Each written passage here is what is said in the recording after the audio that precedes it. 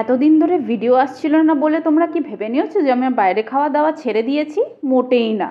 Because life is better when you are লাফিং and smile. R smile আমি তখনই করি যখন আমার খাওয়া দাওয়া একটু ভালো হয়। তাই একটু ভালো খাওয়া দাওয়া করতে চলে এলাম চায় ব্রেকে, যেটা আছে ডায়মন্ড প্লাজার পাশেই শ্যামনগরে। আর এই চায় ব্রেকের প্রচুর আউটলেট আছে কলকাতায়, বাট যশোরেরটা রিসেন্টলি ওপেন হয়েছে। আর মেনু কার্ড দেখার পর তো আমার স্মাইল বন্ধই হচ্ছে না, কারণ পছন্দের ডিশগুলোই মেনু কার্ডে আছে। চায় ব্রেকে আশা করি তোমরা অনেকেই গেছো। এই ভিডিওটা দেখার পর কতজন যাবে রিসেন্টলি চায় ভিজিট করতে আমাকে কিন্তু জানাতে ভুলো না কমেন্ট বক্সে। প্রথমেই অর্ডার করেছিলাম প্যালেট রিফ্রেশার হিসেবে অরেঞ্জ মিন্ট মইটো।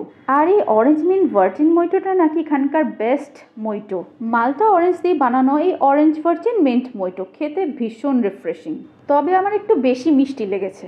নেক্সট অর্ডার করেছিলাম 4 টপিংস পিৎজা, যেখানে তোমরা any kind of 4 toppings choose করতে পারবে। তোমাদের আরেকটা জিনিস বলে রাখি, এই ক্যাফেটা কিন্তু পিওর ভেজিটেরিয়ান ক্যাফে। ভেজিটেরিয়ান হলেও ভেজ আইটেমগুলো বেশ খেতে, যেমন এই পিৎজাটা। 4 টপিংসের মধ্যে আমি আমেরিকান কর্নটাও মেনশন করেছিলাম, কোনো কারণে হয়তো ওরা ভুলে গেছিল সেটা দিতে। অলদো আমার খেতে কিন্তু মাইন্ড ব্লোয়িং লেগেছে। চিজ পুলটা দারুণ। নেক্সট অর্ডার করেছিলাম এদের famous dessert chocolate Monte Carlo. Quantity wise একজনের পক্ষে more than enough and taste is heavenly.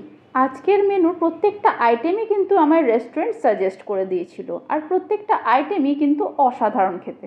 খাওয়া দাওয়ার পর বিল হয়েছিল আমার 900 টাকা। তোমরাই বলো এটা বেশি না কম? আজকের ভিডিও এ পর্যন্তই। ভিডিও দেখে ভালো লাগলে একটা লাইক করে দিও, আর আমার চ্যানেলে নতুন হলে subscribe. Till then take care, by.